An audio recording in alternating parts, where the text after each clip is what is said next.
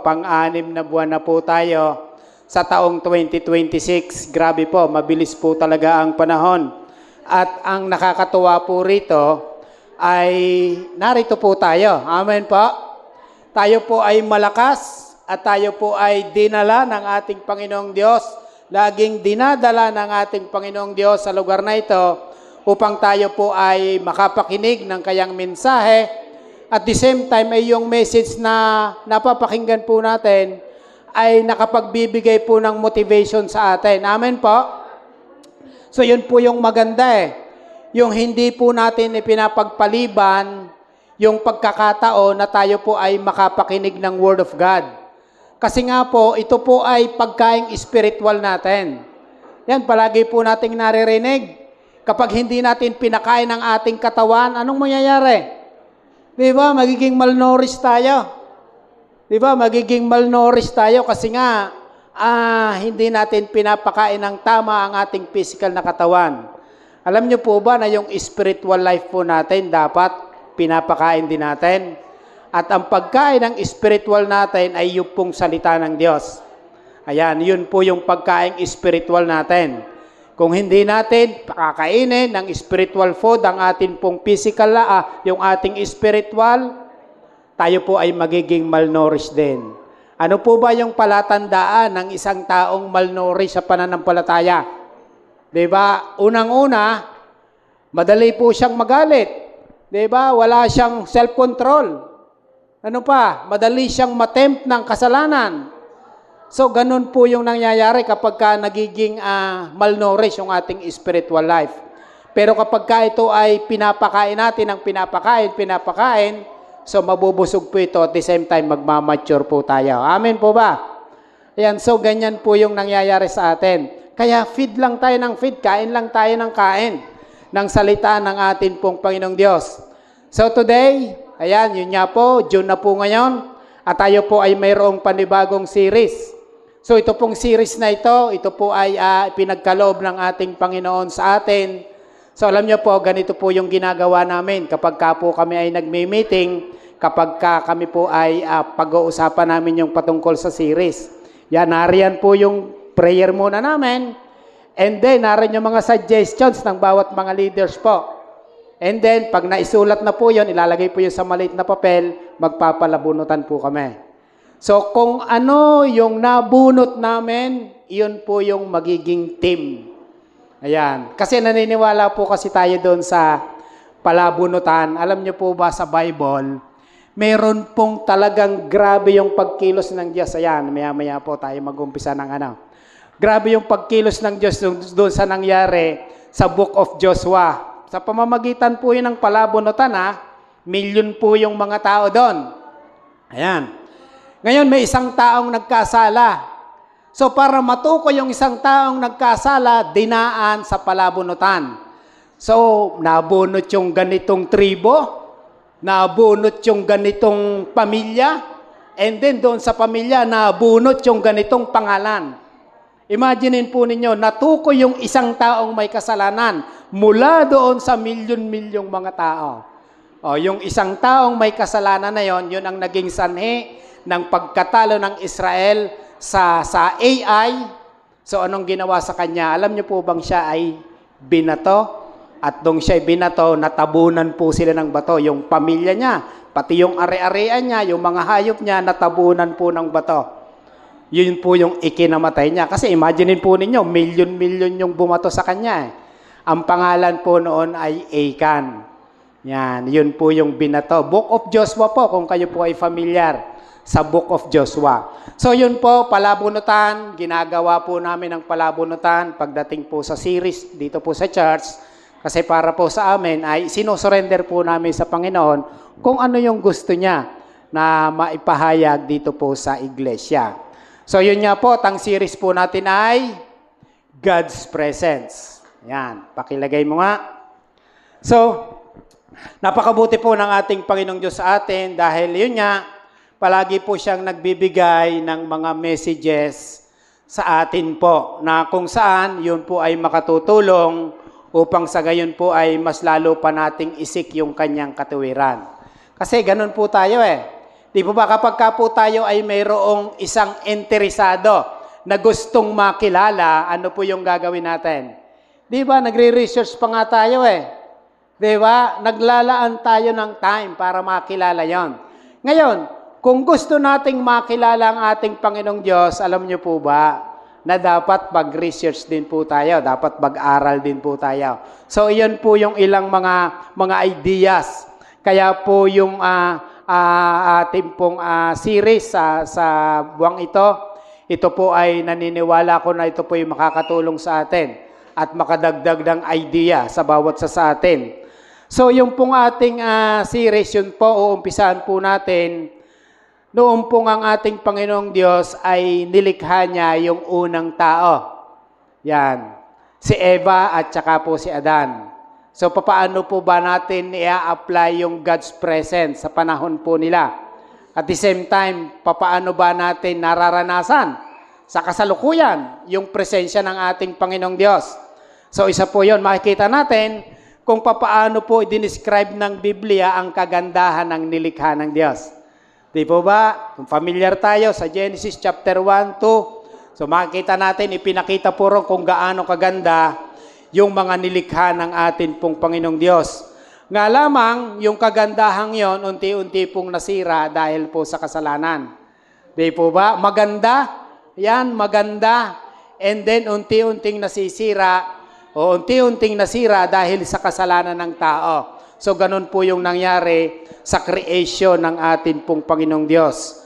At ang presence ng ating Panginoong Diyos naging limited lamang sa mga tao. Doon sa unang dalawang tao na namuhay dito sa lupa, kay Eva at kay Adan. So, yun po, yung ating pong text ay nagagamitin ay matatagpuan po natin sa Book of Genesis. Yan, sige po. Ayan, kung tayo po ay mayroong Biblia, tayo po ay tumayo at basahin po natin ang atin pong text na pag-aaralan sa araw na ito. Ito po ay makikita natin sa Genesis chapter 2 verse 8 and 9. So, sa English Standard Version, ito po yung sinabi na kung saan po, yan, ito po yung pahayag. And the Lord God planted a garden in Eden in the east, and there he put the man whom he had formed. And out of the ground the Lord God made to spring up every tree that is pleasant to the sight and good for food. The tree of life was in the midst of the garden, and the tree of the knowledge of good and evil. Sa magandang balita, Biblia po, ito po yung sinabi.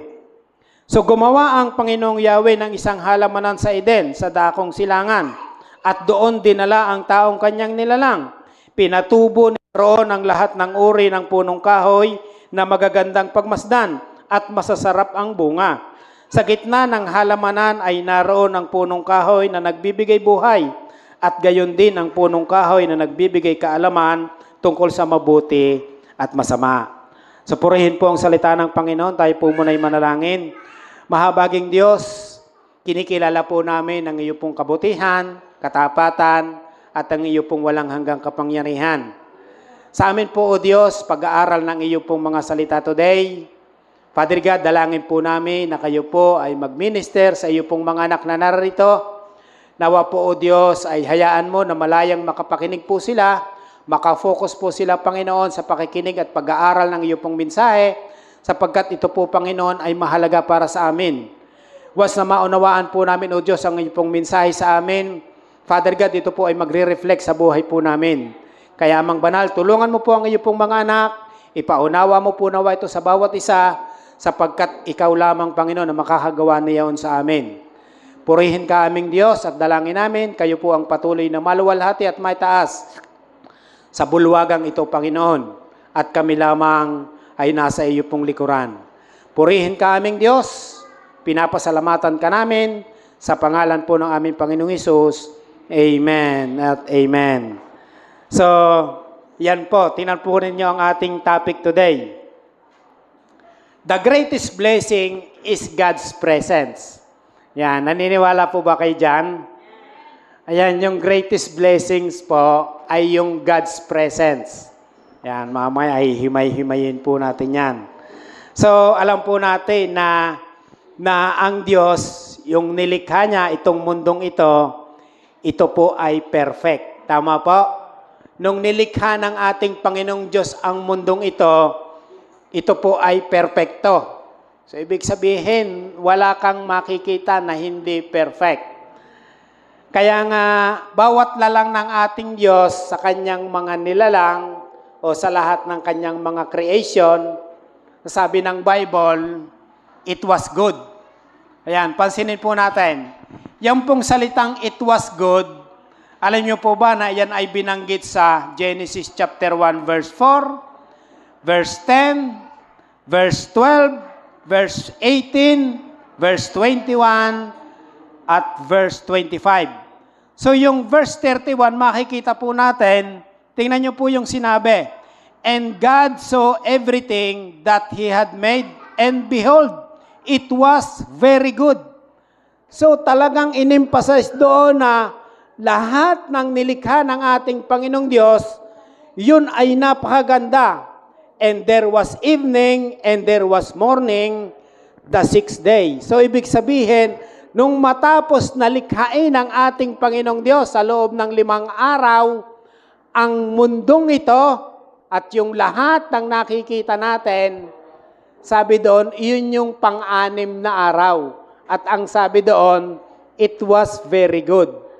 So ibig sabihin, napakaganda ng nilikha ng Diyos.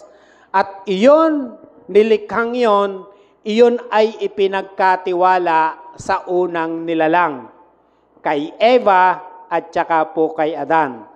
So makikita natin dyan na perfect ang creation ng Diyos. Tama po?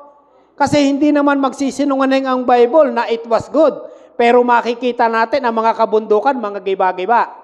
Diba? So hindi po yan ang original na design ng ating Panginoong Diyos. Yan po ay sinira lamang ng mga tao. Kung masisira nga lang ng tao yung mga bituin, baka sinira na ng tao Tama po? Pero binigyan pa rin ng Diyos ang tao ng limitasyon. Even yung mga tao hindi kayang makarating sa napakalayong lugar.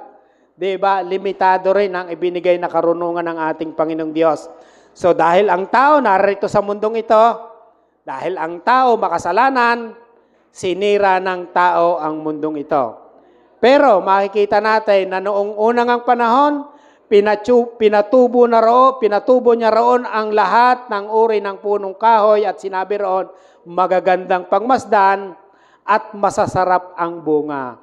Imaginin po natin, punong kahoy, tapos nariyan, ang gaganda, ang sasarap ng bunga. So anong gagawin natin, di ba? Enjoy na enjoy tayo. So ganun po yung naranasan ng unang tao. So, dinescribe dyan sa Bible kung gaano kaganda ang Garden of Eden. Bukod pa riyan, ang presence ng Diyos ay naroroon. Kasi nga, ang Diyos, God of order Tama po? Laging ang Diyos nasa magandang kalagayan. Like for example, ang puso natin nasa maayos talaga at matuwid ang ating pamumuhay. Di po ba? Ang Diyos, ang presence ng Diyos sumasa atin din. Tama po? Pero kung yung puso natin, hindi natin niingatan ang atin pong sarili, hindi natin niingatan, yung presence ng Diyos lalayo po sa atin. Kasi ayaw ng Diyos ng marumi. Kaya nga yung creation ng Diyos noong una, dahil malinis, perfecto, naroon din yung presence ng ating pong Panginoong Diyos. So ganun po yung atin pong makikita sa Genesis chapter 1, sa Genesis chapter 2. Kaya tingnan po natin, sa number 1, God's presence in the garden enjoyed by Adam and Eve. So, in-enjoy ni Adan at ni Eva yung creation ng ating pong Panginoong Diyos, yung presensya ng ating Panginoong Diyos sa creation niya. So, kung i-analyze natin, napakasarap ng buhay nila, tama po? Napakasarap ng kalagayan nila. They dwell in the perfect place. They dwell in a paradise. Diba? Paraiso, ibig sabihin, walang kapintasan yung lugar na tinitirahan nila. At even sila, perfect din po sila before na sila ay mag-disobey sa Diyos. Ayan, perfect din po yung unang tao na si Adan at saka si Eva before na sila ay magkasala. So, lahat na ng kailangan ni Eva at ni Adan naroroon na. Ibig sabihin, pag nagutom sila, pipitas lang sila ng punong kahoy, okay na. Diba? Mabubuhay na sila. So, ganon kasarap ang pamumuhay ng unang tao ng mga panahong yon. Kumbaga, ay nasa iyo na ang lahat ng bagay, wala ka nang hahanapin pa dahil nga perfecto yung lugar na iyong tinitirahan. Ngayon, noong mga panahong yon, wala pang kasalanan. Dahil wala pang kasalanan, yun nga, ang presence ng Diyos lagi pong malapit sa kanila. In fact, nararamdaman po nila oras-oras, nararamdaman nila minu-minuto yung presence ng ating Panginoong Diyos. Kasi nga po, malinis pa sila sa harapan ng ating pong Panginoong Diyos nung mga panahong yon. Meaning, ang Bible itinuturo nito, kung tayong mga tao ay lalayo sa kasalanan, ang presensya ng Diyos mananatili sa atin. Amen po? Kung tayong mga tao ay mananatiling malinis sa harapan ng ating Panginoong Diyos, katulad noong si Eva at si Adan ay malinis pa sa harapan ng ating pong Panginoong Diyos, yung presence ng Diyos lagi pong nasa sa atin. Diba? Laging mararanasan natin, laging mararamdaman natin. Laging makakarinig tayo ng pangungusap ng ating Panginoong Diyos. Kasi nga iniingatan nating maging malinis ang ating puso, ang ating katawan sa mga kasalanan. Sabi nga po sa isang awit ganito, one day in God's presence is better than 1,000 days in this world. Diba? Tama po? Yun daw isang araw na ikaw ay nasa presensya ng Diyos at ang presensya ng Diyos ay nasa sa iyo, ay better o mas higit kaysa sa 1,000 araw dito sa mundong ito. Diba? May kanta nga po yan eh. Diba? One day in God's presence is better than 1,000 days in this world. Diba?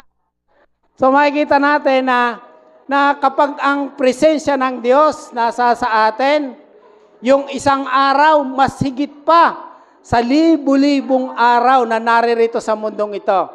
Imagine ninyo, di ba, sa mundong ito, pag tayo namumuhay na malayo sa Panginoon, anong nangyayari sa atin?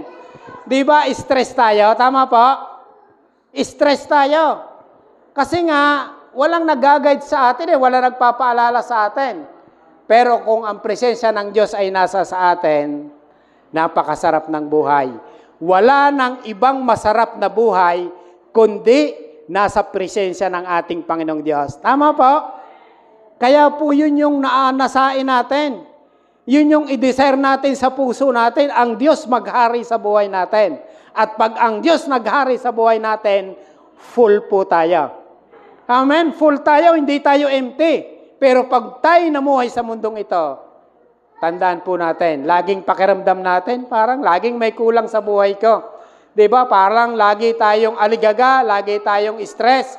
Kasi nga, walang Diyos sa puso natin. Wala yung presensya ng Diyos. Tingnan po ninyo, Adam and Eve created to know God, to love God, to worship God, and to walk with God. So, kung sina Adan at Eva ay kinreate ng Diyos para sa ganyan, hindi po ba ganon din tayo? Diba? Kinreate din po tayo ng ating Panginoong Diyos.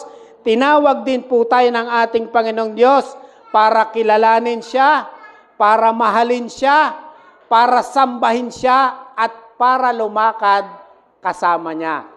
So, ganon din po yung design ng ating Panginoong Diyos sa atin. Kasi tayo ngang mga Kristiyano, tayo nga po ay inilipat na from darkness to light, from death to life. Yan na po yung kalagayan natin. Kaya yan pong pag-create ng Diyos kay Adan at kay Eva, parang ganun din po sa atin. Dahil tayo po ay naging new creation na. After na po tayo ay nakipag-isa sa ating Panginoong Hesus Kristo. So sabi nga po ng ilang scholars, Ang puno ay kinreate ng Diyos para sa ground. Tama po? Yung puno, kinreate ng Diyos para sa ground. Yung isda, kinreate ng Diyos para sa water. Ang tao naman, tayong mga tao, kinreate ng Diyos para sa Kanya. Ayan, pansinin po natin. Once na yung puno, alisin mo sa ground, ano mangyayari? Mamamatay, malalanta. Yung isda, pag inalis mo sa tubig, di ba, mamamatay din siya kasi doon ang nature niya eh. Pero tayong mga tao, pag tayo wala sa presensya ng Diyos at ang presensya ng Diyos wala sa atin, mamamatay din po tayo. Ano yung mamamatay sa atin? Hindi lang physical na katawan, yung spiritual life din po natin. Kasi once na ang tao wala sa kanya ang presensya ng Diyos, unti-unti siyang malalanta. Amen po? Unti-unti siyang manghihina. Unti-unti siyang lalamunin ng mundong ito. Ibig sabihin, unti-unti siyang sasakupin ng kalakaran ng mundong ito. At pag sinakop siya ng kalakaran ng mundong ito, yun na po yung buhay na talagang parang narito ka nga sa lupa. Pero hindi mo paliwanag, hindi mo pa maipaliwanag na bakit ganito yung buhay ko. Parang hindi ko maunawaan. Diba? Kasi nga, wala ang presensya ng atin pong Panginoong Diyos. So, ganun din po tayong mga tao, mga kapatid. Now, hindi habang panahon na enjoy ni Adan at ni Eva yung presence ng Diyos. Ayan, tandaan po natin, mayroon pong dahilan. Hindi lahat ng panahon, naroon sila sa napakagandang lugar na yaon. So, yun po yung katotohanan. Noong sila po ay nilikha ng ating Panginoong Diyos. Dahil nag-disobey sila sa salita ng Diyos, naapektuhan din po yung relationship nila at fellowship nila sa ating Panginoong Diyos. Tama po? Diba? Si Eva at si Adan, hindi na natili yung perfection nila. Nagkasala sila, nag-disobey sila sa ating pong Panginoong Diyos. At nung nag-disobey sila sa ating Panginoong Diyos, naapektuhan yung presensya ng Diyos sa kanila. Diba? Ibig sabihin, yung dating unlimited na presensya ng Diyos sa kanila, naging limited yung presensya ng Diyos sa kanila. Kasi nga, marumi na sila eh. Nagkasala sila sa ating Panginoong Diyos. Tingnan nyo po, ang greatest blessing sa time nila, hindi yung magagandang punong kahoy, hindi yung abundant water, kasi magaganda yung batis sa kanila, hindi rin yung abundant foods. Ang greatest blessings naman sa atin sa kasalukuyan, hindi naman din po yung magagandang bahay, hindi yung mga mamahaling sasakyan, mamahaling gamit. Ang greatest blessings po sa kanila, at ang greatest blessings naman din po sa atin ay yung God's presence. Tama po, yung presensya ng Diyos, hindi natin maitutumbas sa magagandang bagay. Hindi natin maitutumbas sa mga mamahaling mga kagamitan. Ang presensya ng Diyos, hindi ito kayang matumbasan ng kahit anumang halaga sa buhay po natin. Tingnan po ninyo mga kapatid, maraming mayayaman, di ba? Depressed pa rin sila, stress pa rin sila. Bakit? Natatakot sila na sila ay maghirap. Kaya iniingatan nila yung kanilang kayamanan. Dahil iniingatan nila yung kanilang kayamanan, so tuloy-tuloy nagiging busy sila para sa kanilang kayamanan. Nanineglect nila yung presensya ng Diyos, which is, iyon yung napakahalaga sa lahat. Amen po?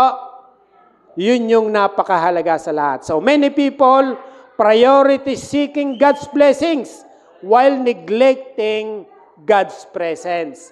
So yan po yung makikita natin sa kasalukuyan. 'Di ba? Maraming tao pina-priority yung blessing ng Diyos habang nakakaligtaan naman nila yung presence ng atin pong Panginoong Diyos. Dapat po blesser muna bago blessing. Amen po? Dapat blesser muna bago blessing. Kung ipa-priority natin ang blesser, hindi lang blessing ang mapapasa atin, kundi ma-experience pa natin yung presence ng Diyos. Yan. Kasi hinahanap pa natin yung blesser eh. Yung blesser, yun yung presence niya. Yung presence ng Diyos sa atin din yon. Once na sinik natin yon sa buhay po natin. Pangalawa mga kapatid, God's presence affected because of sin. So, eto na po yon. Nang sina Eva at Adan ay hindi pa nagdi-disobey sa Diyos, napakaganda ng kanilang kalagayan. Ibig sabihin, napakasagana ng buhay nila. Diba? Kasi nga, nasa perfect place sila eh. Lahat na ng kailangan nila, naroroon na. Pero tingnan po natin. Nung sila po ay nagkasala, ganito po yung nangyari sa kanila. Kaya nga po, naging limited na yung presence ng Diyos sa kanila. Tingnan po natin sa Genesis chapter 22, Genesis chapter 3, verse 22 hanggang 24. Ang sabi po dyan ay ganito, pagkatapos sinabi ng Panginoong Yahweh, katulad na natin ngayon ang tao. So, ibig sabihin yan, after na nagkasala na si Eva at si Adan, sapagkat alam na niya ang mabuti at masama, baka pumitas siya at kumain ng punong kahoy na nagbibigay buhay at hindi na siya mamatay. So, ibig sabihin, pinroteksyon na ng ating Panginoong Diyos yung lugar, pati yung tao. Kasi imaginein mo kung ang tao makasalanan tapos hindi na siya mamamatay. Di ba? So, ibig sabihin, maghihirap siya habang panahon. Hindi siya mamamatay, pero mahirap yung kalagayan niya. So, ang ginawa ng ating Panginoong Diyos, pinaalis sila. Tingnan niyo po, sa verse 23, kaya pinalayas niya sa halamanan ng Eden ang tao upang magbungkal ng lupang kanyang pinagmulan. Pinalayas nga siya ng Diyos at sa dakong silangan ng halaman ng Eden ay naglagay ang Diyos ng bantay na kerubin. Naglagay rin siya ng espadang nagniningas na umiikot sa lahat ng panig upang hindi malapitan ni inuman ang punong kahoy ng buhay. So, ibig sabihin, pinroteksyon na ng Diyos. Ibig sabihin, parang binakura na ng Diyos. Walang sino mang makakapasok dito. Kung kayo'y magpapakarami, hindi ninyo mapapasok ang lugar na ito. So, parang gano'n na nangyari. So, nagkasala nga si Eva at Adan. So, pinalaya sila sa napakagandang lugar. Di po ba? Imaginein po natin, yung napakagandang lugar, parang ipinagkatiwala na sa kanila, pero parang hindi sila nasatisfy. Tama po? Hindi sila nasatisfy. Ang nangyari, sinunod pa rin nila yung kanilang kalooban. Alam nyo po, parang buhay din ng tao sa kasalukuyan eh.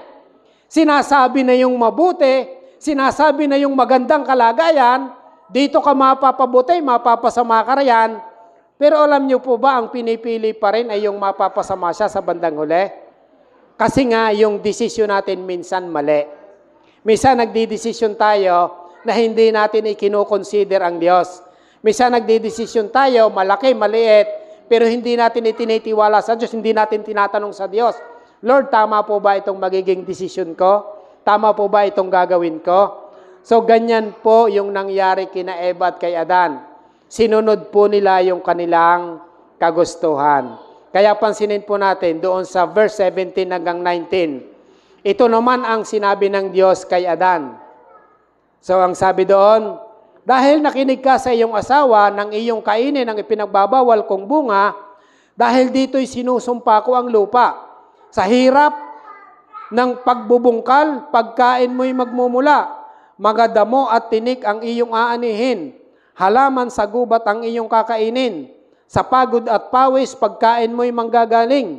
Maghihirap ka hanggang sa malibing. Dahil sa alabok, doon ka nanggaling, at sa lupang alabok ay babalik ka rin. Imaginein po ninyo, dahil sa kasalanan, dahil sa pag-disobey ng tao, so ano pong nangyari? Siya po ay kinurse ng Diyos. Yung lugar na napakagandang ipinagkatiwala sa kanila, hindi po nila iningatan. Ang presence ng Diyos naroroon, pero hindi nila iningatan, bagkus sinunod nila yung sarili nilang kagustuhan. Di ba? Tayo po mga kapatid, ano po yung sinusunod natin sa buhay? Di po ba? Lagi ba yung kagustuhan natin o tinatanong natin ang ating Panginoong Diyos? So alam nyo po kung magiging lifestyle natin ay yung tayo magtanong sa ating Panginoong Diyos. Alam nyo po, i-guide niya tayo sa tama. Tama po? I-guide niya tayo sa tama, dadalhin niya tayo sa mabuti. Kasi nga, sabi ng Bible, walang taong mapapahiya sa mga lumalapit sa Diyos. Ayan, lahat mapapabuti, mga kapatid. Kaya pansinin po natin, epekto ng kasalanan ni Adan at Eva, sinumpa ng Diyos yung lupa. Even yung lupa, hindi naging masagana. Di ba? Yung dating masaganang lugar nila, hindi na, tinapo na sila sa lugar na kung saan doon sila maghihirap kasi even yung lupang pinagdala nila, isinumpa din ng atin pong Panginoong Diyos. Yan, ganun po kalaki ang naging kasalanan nila sa ating Panginoong Diyos at ganun kalaki ang naging consequences ng kasalanan nila sa ating Panginoong Diyos. Sa tingin po natin mga kapatid, nasa maganda pa kaya silang kalagayan? Di ba? Wala na. Tama po, parang ganun din po eh. Kapag ang tao malayo sa Diyos, wala po siya sa magandang kalagayan. Amen po? Wala po siya. Ibig sabihin, lumalayo siya sa magandang kalagayan. Kaya nga po, laging ang naririnig natin, lapit tayo sa Diyos. Lapit tayo kay Kristo. Sapagkat kung si Kristo ay nasa sa atin, tayo ay nasa magandang kalagayan. Kaya nga po, sabi ng Romans chapter 3, verse 23, for all have sinned and fall short of the glory of God. Ang lahat daw po ay nagkasala at walang sino mang nakaabot sa kaluwalhatian ng Diyos. Diba? Kasi yung kasalanan ni Eva at ni Adan, yun po ay na-impart na po sa atin. Tinan po ninyo, every human being experiences the consequences of Adam's fall. Without God's intervention, we remain separated from Him. Ayan, kung wala raw ang pangingialam ng Diyos, ayan, yung God's intervention, tayo'y mananatiling malayo sa atin pong Panginoong Diyos. So, affected tayo ng kasalanan ni Eva at ni Adan. So, dahil affected tayo ng kasalanan ni Eva at ni Adan, yung nature na nating mga tao, kasalanan. Di ba? Naging nature na nating mga tao, kasalanan, kasama na tayong nasumpa noong panahon ni Adan at ni Eva. Kaya po tayong mga tao, kinakailangan nating palaging maging humble before the Lord. Amen po? Bakit? Kasi tingnan po ninyo, without God's intervention, sabi diyan, we remain separated from Him. Kung hindi makikialam ang Diyos sa atin, di ba, kung hindi gagalaw o di kikilos ang Diyos sa buhay po natin, mananatili po tayong malayo sa Kanya. So meaning mga kapatid, kung tayo ay palaging magpapakumbaba sa harapan ng atin pong Panginoong Diyos, tandaan po natin, ang Diyos mahahabag po sa bawat isa sa atin. Kasi kailangan natin ang habag ng Diyos. Ay amen po. Dahil kailangan natin ang habag ng Diyos, dapat maging humble tayo before God. Kung hindi tayo magiging humble before God, bagkus magiging proud pa tayo, kawawa naman po tayo, tama po? Kasi wala po tayo magagawa kung tayo hiwalay sa Diyos. Wala po tayo magagawa kung yung presensya ng Diyos wala po sa atin. Ayan. So, dito po, sa pangatlo, mga kapatid, God's presence restored through Jesus Christ. Ayan. So, yung presensya ng Diyos, dahil nga po naapektuhan yon, dahil kay Eva at kay Adan, ang Diyos gumawa po siya ng kaparaanan. So, tingnan po natin. John chapter 1 verse 12, but to all who did receive Him, ayan, Jesus Christ, who believe in His name, He gave the right to become children of God. Sa verse 14, and the Word became flesh and dwelt among us, and we have seen His glory, glory as of the only Son from the Father, full of grace and truth. So makita natin, yung author ng Book of John, which is John the Beloved, yan po yung patotoo niya, na kung saan yung pong salita, the Word became flesh. Si Jesus Christ, una siya ay salita, pero siya ay nagkatawang tao. Di po ba? At sabi doon, yung pagkakatawang tao ni Jesus Christ, yon ay na-experience nila. Ibig sabihin, nakasama ng mga naunang mga disciples ng ating Panginoong Diyos. Jesus is God's presence in human form. Ayan, yung presence ng Diyos sa human form, si Jesus Christ po yon. Kaya parang ganito mga kapatid, nung panahon ng Old Testament, ang presence ng Diyos nasa tabernacle, nasa temple lamang. Dahil naroon yung Ark of the Covenant. So may tatlong parts po yon. Yung temple at saka yung Ark of the Covenant. Unang part doon, yung patio. Yung second part, yung holy place. Yung third part, yun yung Holy of Holies. So tatlong part po yon. So yung between holy place and Holy of Holies, meron po yung tabing. Di po ba? Kung mababasa natin sa Old Testament, may tabing yon. Walang makakapasok sa Holy of Holies maliban lamang doon sa chief priest o yung pinakasaserdote nila, pinakapunong pare nila. At pagpasok doon, yung pinakapunong pare, nakakadena yung paa. Merong mga bells sa kanyang kasuotan. Kasi palatandaan yon, kapag hindi na yun naririnig nung nasa labas, ibig sabihin, patay na siya. Walang pwedeng pumasok doon kasi lahat ng papasok doon na hindi naman yung chief priest mamamatay. So kaya may tali sa paa, hinihila na lang nila kapag namatay o hihilahin na lang nila kapag namatay yung pumasok doon. Ngayon mga kapatid, kung ating matatandaan, nung ang ating Panginoong Jesucristo ay namatay sa cross, di po ba, nabasa natin, New Testament na. Nung si Jesus Christ ay namatay sa cross, 3:00 ng hapon, ang nangyari doon sa tabing ng templo, kasi una tabernacle, tapos templo, di ba? Ganon din yung setup nun eh. Yung tabing mula doon sa holy place, patungo sa Holy of Holies, nahapak po yon. Ibig sabihin, nahapak siya, nasira siya. Meaning, yung pagkamatay ng ating Panginoong Jesucristo, iyon yung naging way naman para yung mga tao magkaroon ng access sa Diyos, madaling maka-access sa Diyos, sa pamamagitan ng pagsampalataya natin sa ating Panginoong Jesucristo. Kaya nga sinabi ng Book of John, sabi ni Jesus Christ, I am the way, I am the truth, and I am the life. No one comes to the Father except through me. Tama po, kaya nga yung pagkahapak na yon, yun na nga ang ating Panginoong Jesucristo na yung pumalit doon. Ibig sabihin na wala na yung literal na tabing, na nasira na yon kasi namatay si Jesus Christ sa cross. Tayo namang mga tao, binigyan tayo ng pagkakataon na mag-enjoy sa presensya ng ating Panginoong Diyos sa pamamagitan ng ating Panginoong Jesucristo. Kasi namatay na ang ating Panginoong Jesucristo sa cross at siya ay muling nabuhay. Iyon ay para sa atin.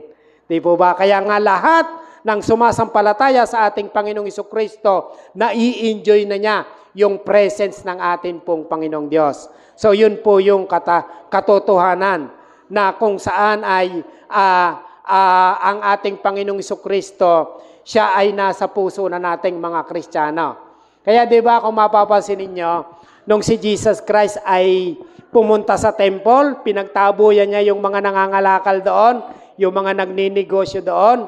Di ba, nagalit sa kanya yung mga pare eh. Nagalit sa kanya yung mga namamahala doon. Sabi ni Jesus Christ, gibain ninyo ang templong yan at pagkatapos ay itatayo ko sa loob lamang ng 3 araw. Di ba? Sabi sa kanya, sino ka ba? Di ba? Yan ay itinayo sa loob ng 46 na taon. Tapos pag itatayo mo lamang sa loob ng 3 araw, pero hindi nila nalalaman na yung palang sinasabi ni Jesus Christ, yung kanyang katawan na muling mabubuhay after 3 days. So yung pagkabuhay nga ng ating Panginoong Jesucristo, yun na po yung dahilan kaya po tayo ay magkakaroon na, malaya na mag-enjoy sa presensya ng ating Panginoong Diyos kung tayo po ay palaging susunod sa ating Panginoong Diyos sa pamamagitan ng kanyang mga salita. Ayan. Ngayon mga kapatid, ang tanong, bakit may mga tao o bakit may mga Kristiyanong parang dry? Ayan. Bakit may mga Kristiyanong parang hopeless sila? Di ba? So, ang reason po ay dahil sa kasalanan. Yan ang reason kaya ang isang tao parang siya'y nagiging hopeless, parang siya ay nadadry na isang Kristiyano, parang sa tingin niya kulang pa rin siya. Ang kadahilanan ay kasalanan. Yun po yung pinakadahilan. Tingnan po ninyo, sabi ng ating Panginoon, "But seek first the kingdom of God and His righteousness, and all these things will be added to you." Sabi ng ating Panginoong Jesucristo. Alam niyo po, once na pinriority natin ang kingdom, once na pinrioritize natin ang righteousness, ang sabi po dyan, all these things shall be added unto you. Alam niyo po, hindi lang yan ina-address sa mga literal na mga bagay. Hindi lang yan ina-address sa mga physical na mga bagay. Iyan ay ina-address din in general. Ibig sabihin pangkalahatan, spiritual, including God's presence. Amen po. Kung isisik natin ang kingdom of God, yung katuwiran ng Diyos, yung presence ng ating Panginoong Diyos sa atin. Bukod pa sa material na bagay na mapapa sa atin. Imaginin po ninyo, even yung sakit at karamdaman natin, gagaling. Diba? Kasi sinisik natin yung righteousness ng Diyos eh. Sumusunod tayo sa katuwiran ng Diyos eh. So ano pa at tayo bibigyan niya ng sakit at karamdaman? Diba? Magkasakit man tayo mga kapatid, mga minor illness lamang. Yun po yun mga kapatid. Sabi dyan, because of Jesus, we no longer have remained distant from God. We can experience His presence daily. Yan, di ba? Yun yung ginawa ni Jesus Christ. Ang gumawa doon, ang gumawa ng kaparaanan ay walang iba kundi ang ating Panginoong Diyos pa rin. Ang Diyos ang sumumpa sa tao, pero ang Diyos pa rin ang gumawa ng kaparaanan para magkaroon ng reconciliation ang tao sa Diyos. Diba? At yon ay sa pamamagitan ng pag-send ng ating ng ating Panginoong Diyos sa ating Panginoong Hesukristo. Ayan. Naunawaan po ba natin yung ating topic today? Amen. So meaning po mga kapatid, napakahalaga ng presensya ng Diyos. Yung presensya ng Diyos, higit pa po ito sa kayamanan. Diba? Higit pa po sa kayamanan ang presensya ng ating Panginoong Diyos. Kung nasa atin ang presensya ng ating Panginoong Diyos, wala na po tayong hahanapin pa. Kasi yun ang magtuturo sa atin na maging masaya tayo anuman ang kalagayan natin sa buhay. Amen po? Diba napakasaya kaya ng isang tao na parang kontento ka sa buhay? Diba meron kang kokonte, masaya ka? Kasi ito yung ibinigay ni Lord sa akin eh. I-enjoyin ko to. Tama po? Kung binigyan ka ng malaki, ito yung ibinigay ni Lord sa akin, i-enjoyin ko ito. Pero gagamitin ko ito sa kapurihan niya. Hindi ko ito gagamitin para sa aking pleasure. Di po ba? So kung ang presence ng Diyos nasa atin, grabe po mga kapatid. May experience po natin yung buhay na pinakamaganda at pinakamasarap sa lahat. Amen po? So, isik po natin mga kapatid. Marami pa po tayong messages. Ayan, meron pa po tayong 3 natitira. 3 natitirang message ditong month na ito. At I pray mga kapatid, ma-feed pa rin po tayo ng mga messages na yan. So, bilang pagtatapos mga kapatid, ayan, ang story ng Bible, ito po ay story ng presensya ng Diyos. Ibig sabihin, simula pa lang ng paglikha ng Diyos, naroon yung kanyang presensya, and then, naapektuhan nung nagkasala ang tao, pero gumawa pa rin ang kaparaanan ng Diyos para yung presence niya, ma-enjoy nating mga tao sa kasalukuyan at ma-enjoy ng mga taong darating pa sa next generation. So, yun po. Ayan, in Eden, ayan, ang presence ng Diyos ay in-enjoy ni Adan at Eva. So, hindi pa sila nagkakasala noon.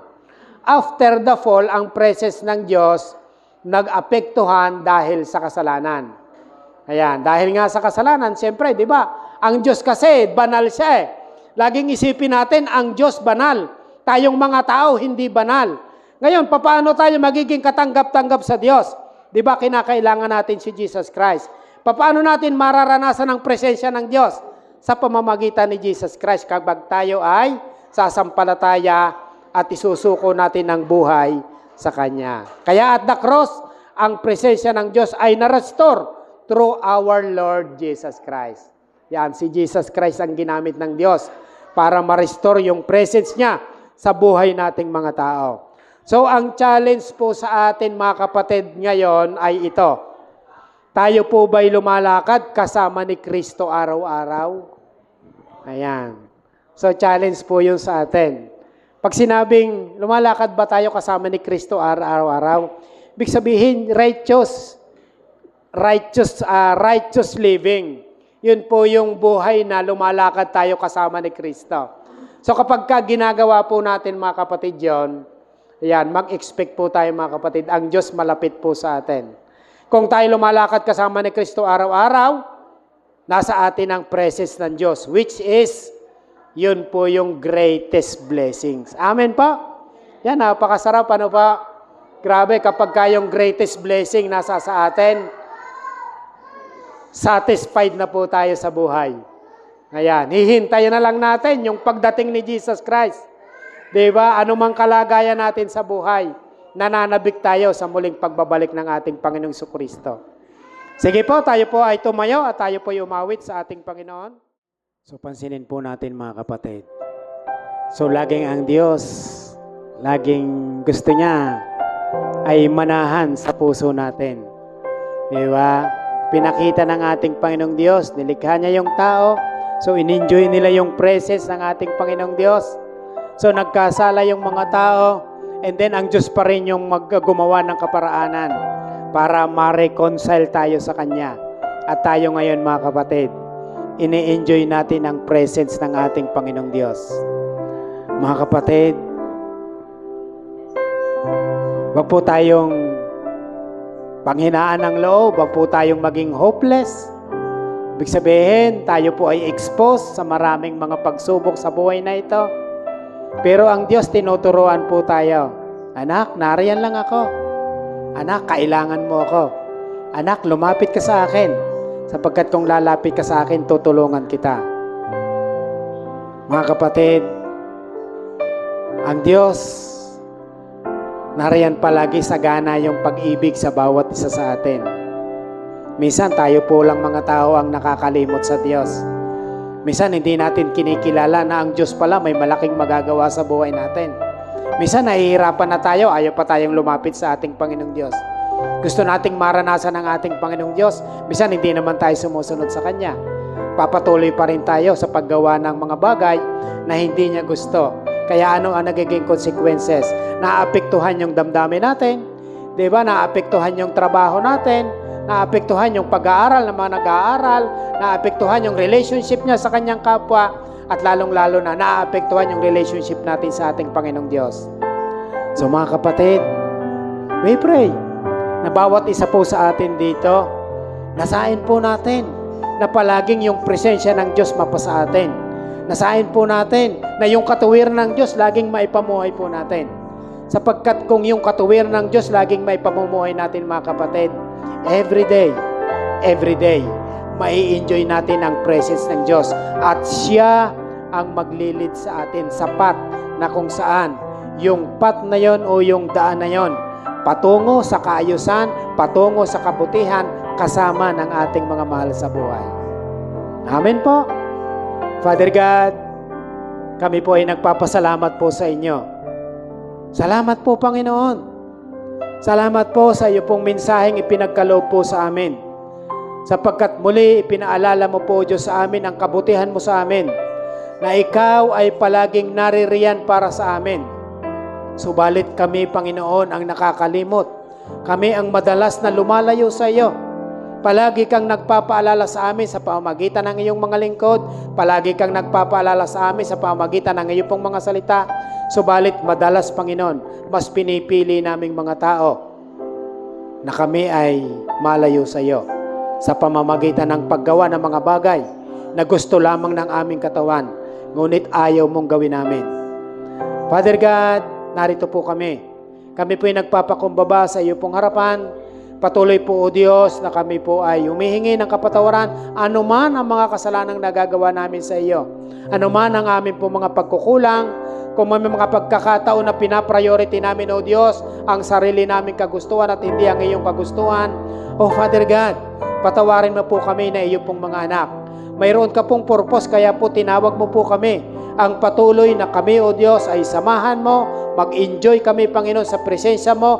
At the same time, Father God, habang kami nag-i-enjoy sa presensya mo, ginagawa naman namin, Panginoon, kung ano yung pinag-uutos mo sa amin. Father God, tulungan mo po nawa kami. Lahat ng pangangailangan namin, O Diyos, sa amin pong gawain, Panginoon, na kami, Panginoon, ay inuutusan mo, O Diyos, na palaganapin ang iyong pong mabuting balita ng kaligtasan. Father God, ang kailangan namin doon ay ang presensya mo. Sapagkat without you, Father God, wala po kami magagawa. Without you, Father God, hindi po kami makapapumuhay ng ayon sa iyong kalooban. At kung ikaw ay malayo sa amin, Father God, wala kaming anumang magagawa, kahit sa aming sarili, kahit sa aming pamilya. Father God, ikaw lamang ang amin pong pag-asa. Ikaw lamang, O Diyos, ang makatutulong sa amin. Para kami po, Panginoon, ay magamit mo mightily, hindi lang po, O Diyos, sa amin pong mahal sa buhay, kundi sa mundong ito na kung saan nakikita po namin na maraming tao ang malayo sa iyo. Maraming tao ang hindi, Panginoon, kumikilala sa iyong sinugo na walang iba kundi ang aming Panginoong Jesucristo. Kaya, Mang Banal, patuloy po kami nagpapakumbaba sa iyo pong harapan. Tulungan mo po nawa kami, wag mo pong hayaan na maging proud kami before you. Bagkus, Panginoon, maging humble kami before you. Sapagkat kung matatagpuan mo po ang puso namin na palaging nagpapakumbaba sa iyo pong harapan, Father God, kahabagan mo po nawa kami. Kaya't maraming salamat po. Turuan mo po nawa kami na kami po ay maging humble before you upang sa gayon, Father God, makita ng mga tao, ikaw sa buhay po namin. Salamat po, aming Ama. Patuloy ka naming pupurihin at sasambahin sa tanging pangalan ng aming Panginoong Hesus. Ang lahat ay magsabi ng Amen. Amen.